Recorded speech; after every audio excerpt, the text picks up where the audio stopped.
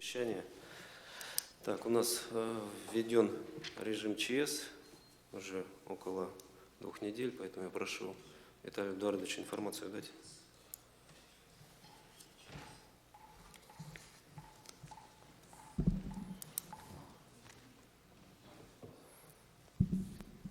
Здравия желаю, Максим Макарович. Докладываю. Значит, по режиму ЧС сохраняются отметки ниже проектных уровней для судоходства в районе города Якутска. Так, проводятся мероприятия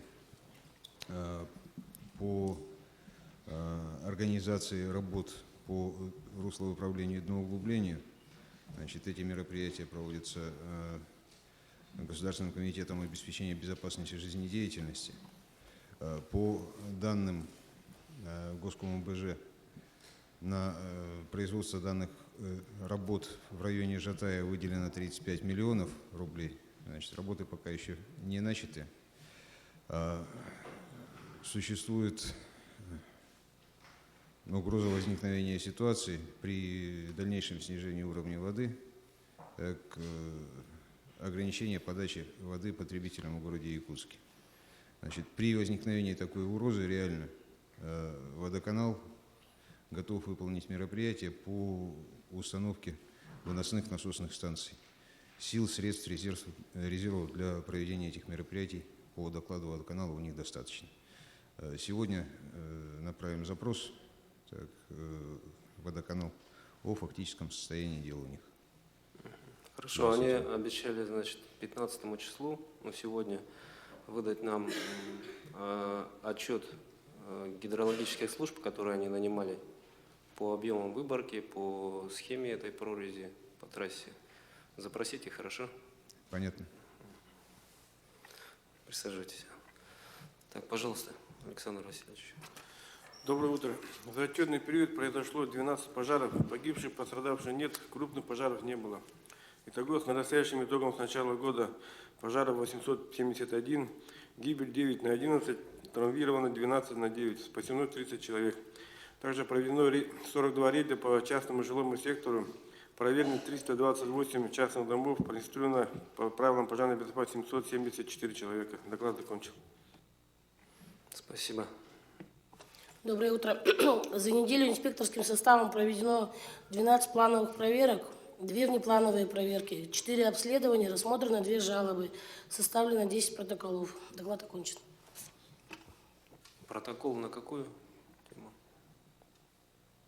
Протокол составляется по статье 20.4, часть 1, а также 19.5. Расшифруйте, пожалуйста. Что? Расшифруйте статьи эти. 20.4, часть 1 – это пожарная безопасность.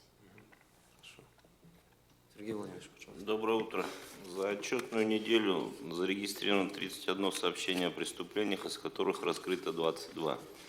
Тяжких и особо тяжких 11, раскрыто 9. На пульт оператора 02 поступило 1712 сообщений о преступлениях и происшествиях. За отчетную неделю из ранее совершенных преступлений раскрыто 28. 2 мошенничества, 2 грабежа, 15 краж, 1 по линии БЭП, 2 изнасилования, 6 прочих. По системе видеонаблюдения АПК «Безопасный город» зафиксировано 6 фактов административных правонарушений. В спецприемник помещено 52 административно арестованных. Работаем в штатном порядке. Доклад окончен. Сергей Владимирович, есть данные по коэффициенту раскрытия в целом? Там, за 8 месяцев или… Ну, сейчас так не скажу. За неделю 71% преступлений 71. раскрыто. Хорошо, спасибо.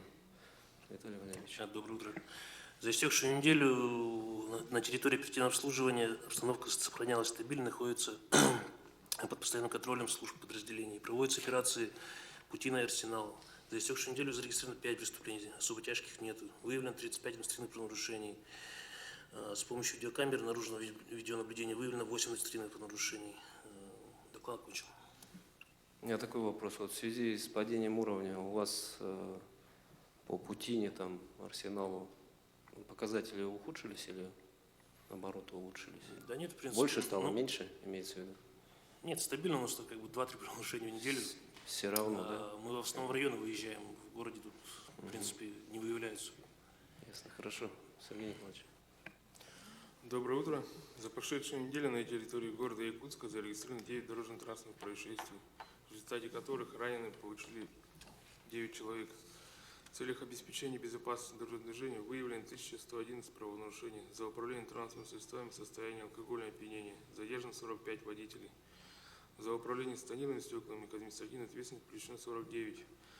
На специализированную стоянку доставлено 84 автомобиля. За нарушение правил остановки стоянки привлечено 19 водителей. Эвакуировано 7 транспортных средств. За невыполнение требований предписанных дорожных знаков привлечено 6 водителей грузовых автомашин. По недостаткам уличной дорожной сети выдано 7 предписаний. В выходные дни и проведены рейдовые мероприятия, а также обеспечена безопасность дорожного движения в период празднования Дня первокурсника. Доклад окончен. ДТП сколько вы сказали? Что? ДТП сколько вы сказали? 9. Сколько? 9. 9. А пострадавших сколько? 9. 9. Угу. Тяжелые есть? Нет. Так, пожалуйста, Данил Петрович. Доброе утро. За отчетный период комитетом проведено 44 проверки, из которых внеплановых 27 и рейдовых 17. В ходе всех проверок выявлено 28 нарушений, выдано обязательных предписаний 3, передано по подведомственности 2 материала. Вынесено постановление о предупреждении 7, о предостережении 4 и 2 устных замечания.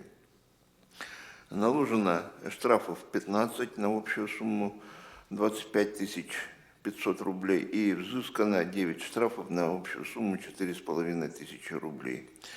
Также сообщаем, что в субботу был организован субботник «Сохраним лес».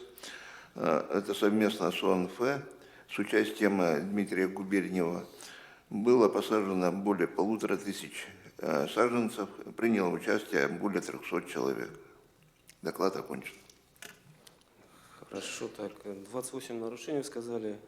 Какого характера это? Нарушения разные и по отходам, и невозврат разрушений на пользование объектами животными. Ясно. И вот 2 передано по подведомственности. Это куда вы передаете? Вы сами рассматриваете? Это мировой суд были переданы материалы по 19.5, неисполнение предписаний. Сумма штрафов вы назвали 15 тысяч. Что-то очень мало. Низкие штрафы, что ли, у нас? Ну, в основном физические лица, поэтому сумма штрафов небольшая. И первичные, да, как правило? Да. Ясно. Хорошо, спасибо. Хорошая акция у нас прошла. Так, Георгий Александрович. Доброе утро. Эпидемиологическая ситуация в городе Якутске.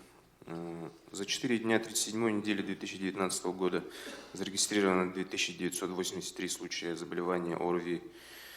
Показатель заболеваемости на 10 тысяч населения составил 88%, что на 28% превышает эпидемический порог за неделю. В основном болеют дети до 14 лет с акцентом сегмента от 3 до 6 лет. Управлением Роспотребнадзора за отчетную неделю рассмотрено 15 дел об административном правонарушении в отношении 1 гражданина, 2 должностных лиц, 7 индивидуальных предпринимателей и 5 юридических лиц.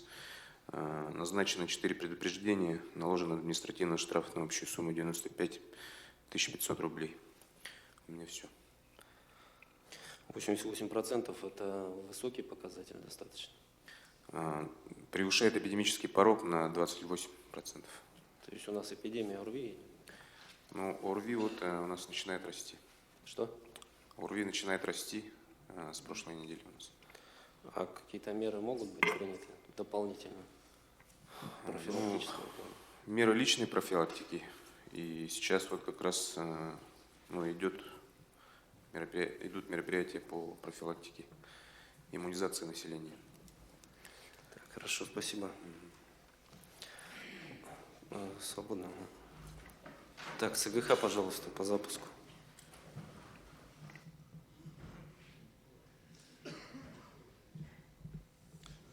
Коллеги, доброе утро. По состоянию на 10 часов вечера 15 сентября все 76 котельных города Якутска запущены. По социальным объектам все муниципальные школы и детские сады города Якутска запущены. Также запущены все объекты физической культуры и спорта, объекты культуры, объекты дополнительного образования также все запущены 100%. На сегодня у нас также запущено тепло в 95 объектов из 104 здравоохранения. Остались на сегодня у нас 9 объектов, это гаражи и вспомогательные помещения. По многоквартирному жилому сектору по состоянию на 10 часов 15 сентября 100% тепла запущено в автодорожный округ, Губинский, Октябрьский, Промышленный округ, также в пригороды Кангаласы, Маган, Табагату, Лагина, Хатасы и пригородные. Сейчас в настоящее время у нас имеется 12 жилых домов, которые в настоящее время не находятся, тепло пока не подано. Да? В связи с тем, что выполняются ремонтные работы, это по Гагаринскому округу у нас дом Кузьмина, 28, это ветхий аварийный дом, там сети отопления изношены, планируется запуск отопления сегодня. В Сайсарском округе это у нас без тепла один жилой дом, это дом по улице Кеш-Алексеева, 4, квартира 6. Также это ветхий аварийный фонд. После запуска тепла там, получается, сети были разгерметизированы, соответственно, выполняется повторный запуск отопления в жилой дом. В Строительном округе у нас остаются без тепла 5 жилых домов. Это улица Якутская, 4, 4/1, 4А, 12 и 14. Также ситуация аналогичная. Это после запуска тепла в жилом доме система отопления была разгерметизирована. То есть сегодня будут выполняться мероприятия по перезапуску отопления. Запуск также планируется на сегодня. По Центральному округу это у нас без тепла сейчас 2 жилых дома. Это Петра Алексеева, 63. Завершаются аварийно-восстановительные работы. Планируется запуск тепла сегодня. Ярославского, 9. Это также восстановительные работы. Запуск также планируется сегодня. И у нас в Мархе остается 3 жилых дома без тепла. Это Заводская, 13/1. Ремонт системы отопления. Запуск планируется сегодня. В ночь Заводская, 19/6. Это полная замена системы отопления.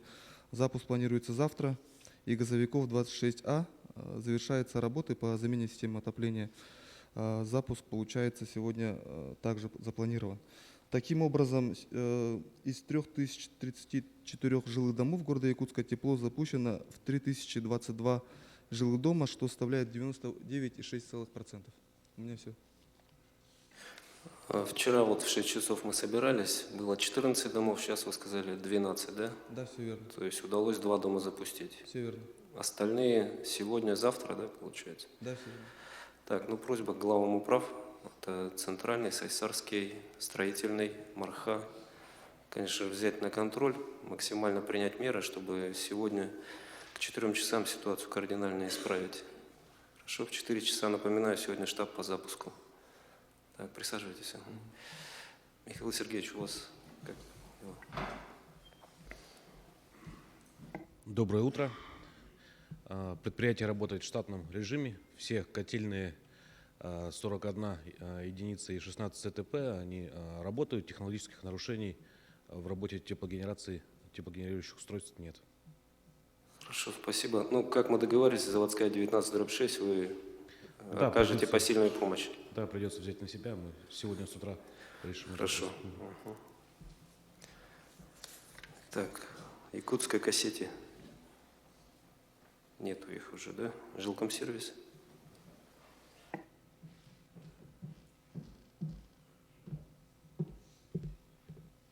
Добрый день, уважаемые коллеги. За прошедшую неделю было отловлено 95 безнадзорных животных, что на 30% превышает показатели предыдущей недели. Вывезено 8 несанкционированно размещенных крупногабаритных объектов, это гаражи. В прошлую неделю у нас было 10 объектов, поэтому наблюдаем снижение на 20%. Это вызвано поломкой крана. Откачано более 11 980 кубических метров жидких бытовых отходов. Это примерно на том же уровне, что и на прошлой неделе. И на полигон принято свыше 11 тысяч кубов отходов. Так, график Всебойл подготовили, да? График подготовили. Сегодня у нас последний день. Да? Вы знаете, что поставщик намерен прекратить поставку топлива жилкомсервису ввиду большой задолженности. Да. Параллельно с графиком мы ведем работу с юридическими лицами и с другими должниками. Сегодня львиную долю долгов мы ждем от регионального оператора, но вместе с тем следует отметить, что достаточных мер региональным оператором не принято. Задолженность на сегодняшний день критическая, да, должных мер не принимается. Но на этой неделе они вам должны 5 миллионов перечислить, да? Обещаю. Да, но эта сумма должна перетекающая, она должна была быть исполнена еще на прошлой неделе. Так, да? хорошо. Значит, график вы сегодня отправите до Да. 11 часов. Сибуэл. Так, хорошо, спасибо, присаживайтесь. Управление транспорта.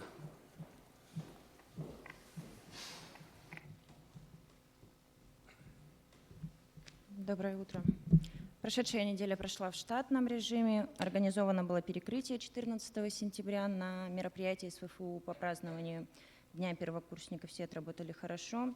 Рассмотрение внесения договорных обязательств было на общественном совете 12 числа. Протокол я еще не видела, но резолюция была провести исследование повторно и выйти с данным вопросом еще раз. В период ремонтных работ на улице Хатангыряхское шоссе от участка Вилюйский тракт до пересечения улицы Сибирская изменена схема движения автобусного маршрута номер 25.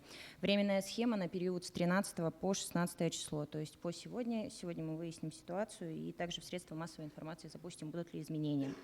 Графики движения выполнены на 89%, показатель у нас снижается из-за 9 маршрута. И по вопросу информирования о вакантных местах со средствами массовой информации мы отработали. С 7 числа по 13 произошло 3 дорожно-транспортных происшествия по вине водителей, 2 из них с материальным ущербом, раненых и пострадавших нет. И на этой неделе запланировано у вас совещание по дальнейшей работе ООО «Автолайн». У меня все. А по 9 маршруту причины известны? Нет единиц. Что? Нет единиц. Не хватает техники, да? Да. А бригадир маршрута здесь? Прокомментируйте, пожалуйста.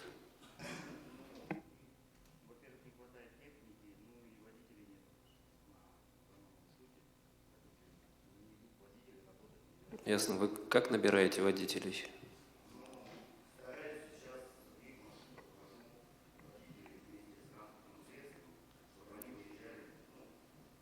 Ясно. А население знает, что вы водителей ищете? А где объявления даются?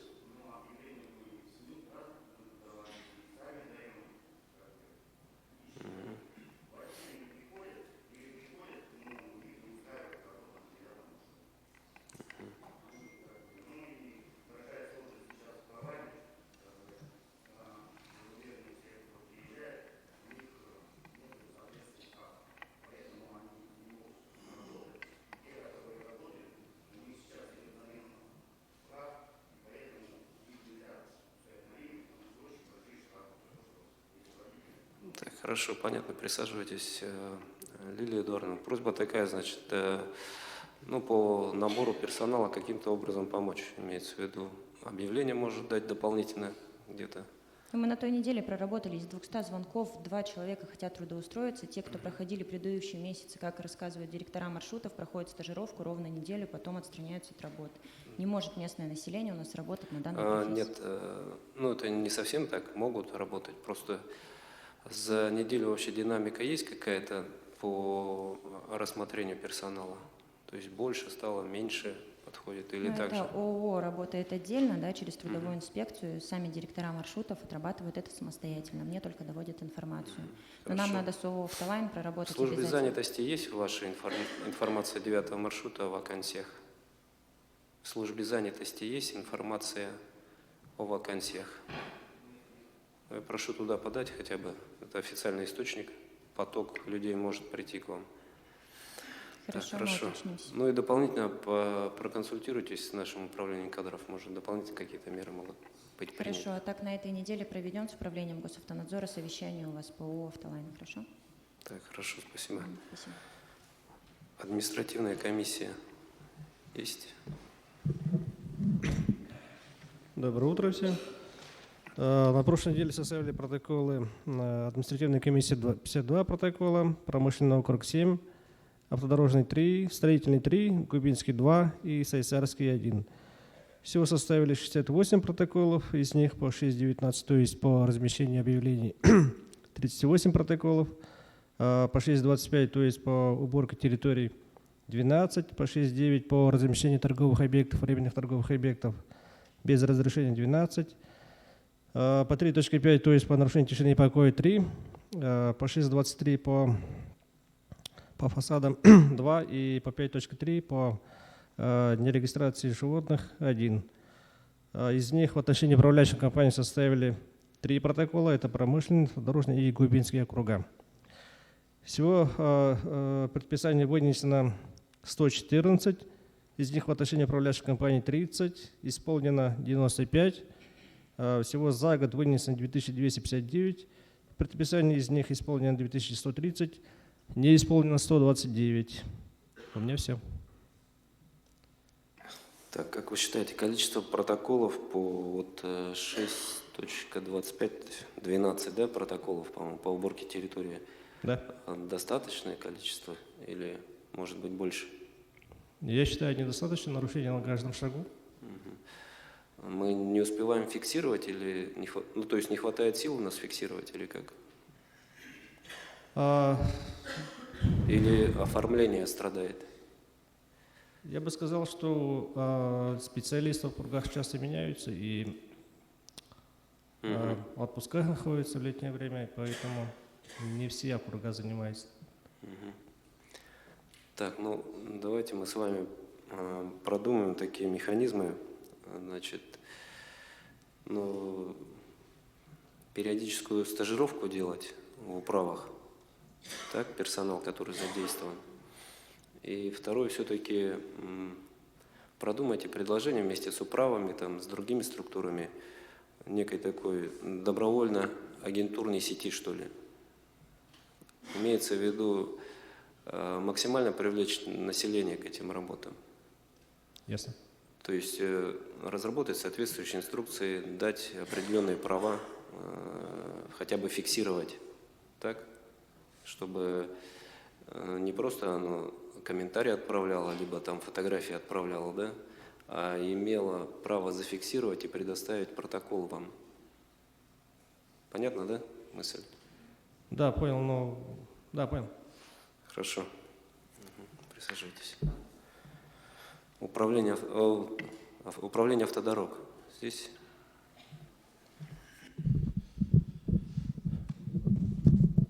Доброе утро, коллеги. На прошлой неделе в рамках реализации национального проекта «Безопасное качество автомобильной дороги» проведены следующие работы. Это асфальтирование улицы Красильникова, это асфальтирование улицы Петра Алексеева, это асфальтирование улицы Якова Петерса и улицы Экспериментальной. К сожалению, вот из-за технических причин фотоматериалы отсутствуют, но так или иначе по итогам субботнего выезда также подрядные организации усилились. На этой неделе у нас предстоит большая работа по 202 и 203 микрорайону. Это асфальтирование улицы Ларионова и асфальтирование улицы Сурона Маллана компании «Сахатрастрой». По улице Красильникова последняя врезка газа возле шиномонтажа в районе дома номер 12 по улице Красильникова будет на этой неделе. После этого завершения данного объекта и соответствующее открытие. Тот участок примыкания к Сергелявскому шоссе подрядная организация приняла для устранения, и данный участок будет видоизменен, по крайней мере. По улице Хатынгурявское шоссе подрядная организация Су-5 ПАО «Дорис» вот завтра завершает работу по Хатынгурявскому шоссе и переходит на работу по улице Жарницкого.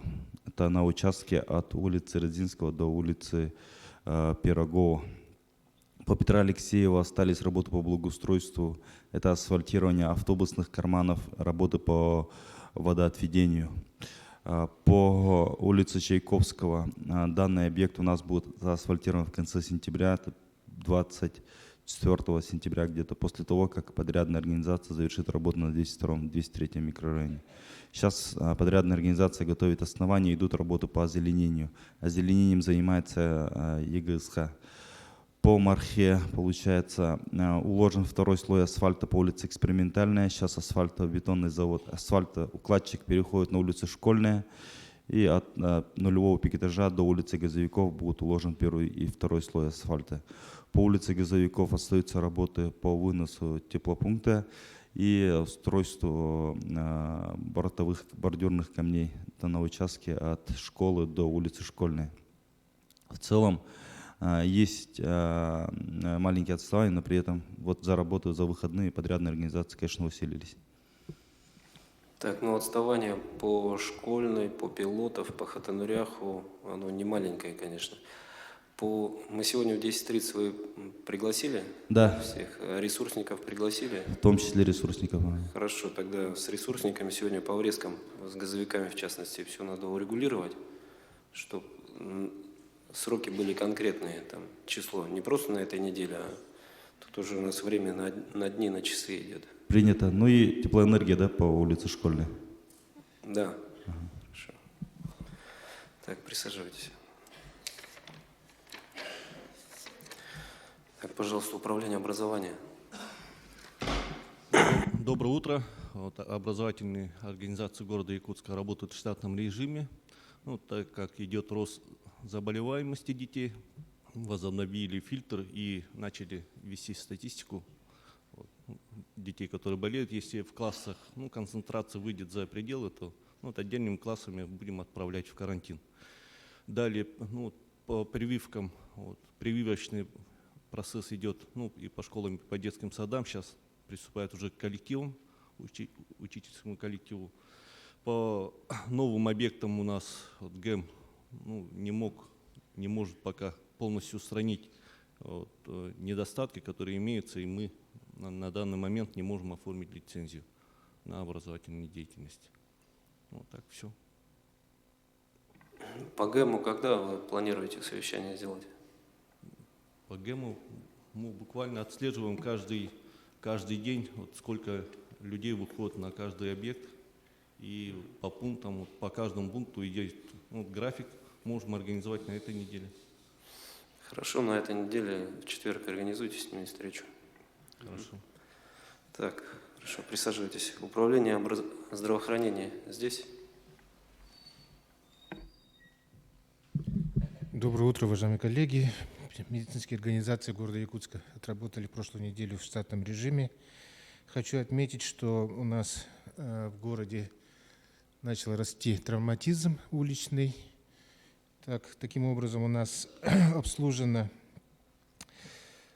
скорой помощью 22 дорожно-транспортных происшествия, из них 4 ребенка госпитализированы в стационар.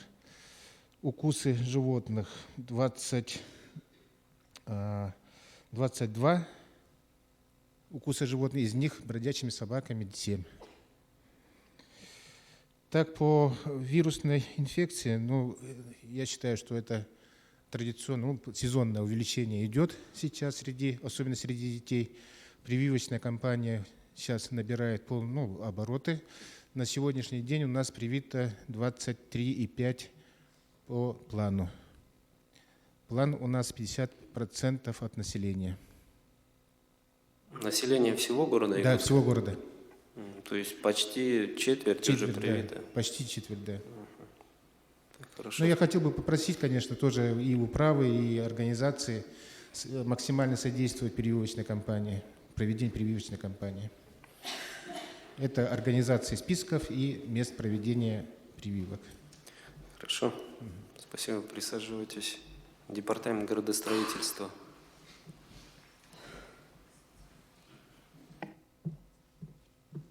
Всем здравствуйте. На прошлой неделе департамент отработал в плановом режиме.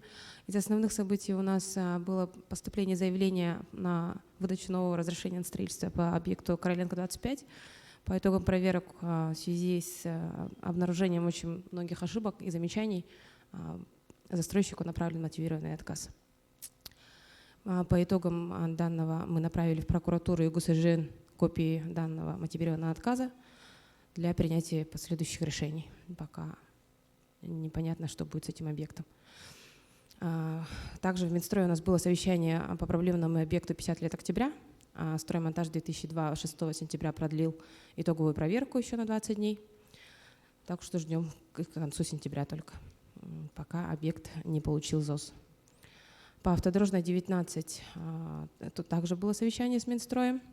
Решается данная проблема по получение субсидий из госбюджета на достройку объекта по первой очереди. Сейчас думаем, как будем решать вопрос по второй очереди. Также у этого объекта очень много проблем по земельным участкам. Будем планово решать. На прошлой неделе также мы собирались с Главстроем и экспертизой несколько раз по объектам Вилюйский тракт и Толстого. По данным прохождения экспертизы у нас тоже очень большие проблемы. Пока как таковых решений мы не видим, но будем решать. Ну и основной больше. Так, ну выход вы найдете, наверное. Решение КЧС есть, где вашему подведомственному главстрою совместно с службой эксплуатации по линии 34 даны поручения провести обследование. Хорошо, вы соберите это, главстрой, СГХ и ДДС подключится, Да, по полу. УГОЧС. Хорошо? Надо в кратчайшие сроки провести. Хорошо, присаживайтесь. Так, пожалуйста, Наталья Романовна. Доброе утро, коллеги. Социальный блок работает в плановом режиме. По вакцинации я немножко дополню. Всеми учреждениями здравоохранения составлены планы графики выхода на образовательные организации с мероприятиями по вакцинации. На сегодняшний день пока они вышли только в дошкольные образовательные учреждения, где вакцинация составляет в районе 37%. Тут вакцинация учитывается не только детского населения, но и всех работников образования. Так, с этой недели планируется уже выход на школьные образовательные организации. Так, по вновь вводимым объектам образования я тоже дополню. Буквально в пятницу проводили испытания вентиляции в Сырдарском детском саду. Вроде как положительные результаты получены. Протокола ни по каким объектам еще не получены. И по библиотеке в ДШИ и тоже проведено испытание. По остальным объектам они запланированы сегодня, завтра, послезавтра. Это как отчитываются сами специалисты «Газэнергомонтаж». Так, дальше. Уже поступило представление от прокуратуры города Якутска по оформлению лицензии по этим вновь вводимым объектам. На этой неделе мы планируем рассмотрение с участием всех заинтересованных, скажем, субъектов. Приняли участие в объезде Республиканской межведомственной комиссии по взаимодействию субъектов профилактики. Это по объектам республиканским. Терех посетили и Республиканский реабилитационный центр социального сопровождения детей. Проблема одна – это нехватка мест и там, и для взрослого населения, и для детского населения. Поэтому в четверг мы проводили общее совещание и приняли решение, но это и поручение Сартаны Владимировны, поддержка общественных организаций. В принципе, предложения есть, мы их будем рассматривать. В общем, вкратце все. Хорошо, спасибо. Наталья Романовна, такая просьба. На прошлой неделе мы с Юрием Ильичем Петровым смотрели работу, как организована работа по противодействию незаконному обороту наркотиков, в том числе в школах. Да? Я прошу, по итогам соберитесь вместе с Алексеем Клементьевичем и Юрием Ильичем. Там есть вопросы в части организационного характера. В принципе, это легко. Сегодня проговорим это на своей планерке. Так, хорошо. Евгений Николаевич. Да, доброе утро. Коллеги, совещание по строительству соцобъектов Минспорта прошло на прошлой неделе. Там определили 6 объектов, которые подаем заявку. Это к будущим Дети Азии. Заявку будет подавать республика. 6 объектов на территории города Якутска с включением Хатасов и, Сырдаха. Отправлено от нас, посмотрим, что будет. Проведена встреча с инициативной группой жильцов Короленко 25 по поводу проблемы с выдачей разрешения строительства. Определен конкретный список нарушений, которые необходимо исправить. Там, в принципе, нет такого ничего нерешаемого. Я думаю, ну, будем надеяться на сознательность застройщика, то, что в этой неделе еще раз повторно подастся. Как выяснилось, проблема с судебными по земельным участкам, она не такая сложная, там из-за одного договора долевого участия всего. Я думаю, в принципе, он должен решить на этой неделе. Значит, прошла также встреча с инициативной группой ЖСК «Строим вместе», это Ленина 55-1. Тут, наверное, придется вмешаться. Они не могут договориться между собой, собственники 20 квартир и 51 дольщик. Из-за этого вот уже 10-й год больше стоит этот объект у них. В тупиковой ситуации они сейчас находятся. Красноярова? Ленина 55-1. Это вот, пересечение Дежнева и Ленина, заброшенные дома. Понятно. Мы с ними периодически, раз в неделю, наверное, встречаемся, и вот, они никак между собой не могут договориться, там у них конфликт интересов. Значит, ведется практически в ежедневном режиме у нас работа по двум направлениям. Это совещания, объезды, это объекты общеобразовательные Толстого, Вилюйский тракт. Там у нас проблема с прохождением экспертизы. Есть техническое решение, но оно не совсем оптимальное, поэтому мы пытаемся все-таки найти тот самый вариант, который позволит успеть до Нового года и сохранить этажность объектов, скажем так. Значит, по БКАДу Марху на прошлой неделе, я так понимаю, нам получилось чуть подтянуть. Есть, конечно, риски, связанные с природными явлениями. Да? Тут прогноз погоды на этой неделе показывает 3 дня дождей. Но если мы как бы будем ориентироваться на то, что будет эти 3 дня дождей, то уходим на конец сентября асфальтирования. А так, по нашему плану, мы в пятницу еще раз сели, сверились. В принципе, мы 25-26 число, крайнее асфальтирование дорог должно быть у нас. Так, хорошо. Ну, в 10:30 вы участие примете сегодня? У вас, да? Да. В малом зале у нас будет, по-моему. Хорошо. Так, и просьба, вот Короленко 25 все-таки, ну, может, прокуратура нас соберет там? Мы отправили в прокуратуру, в УГСЖ мотивированный отказ. Да, я надеюсь, мы сегодня начнем связываться с городской прокуратурой, чтобы на их уровне. Хорошо. Да. Роман Сергеевич, пожалуйста. Доброе утро. На прошлой неделе занимались вплотную по подключению объектов социального, а также жилого фонда. На сегодняшний день имеется ряд проблем. Помимо 12 объектов, которые у нас на сегодняшний день не подключены, по линии единой дежурно-диспетчерской службы проходит информация об аварийных отключениях.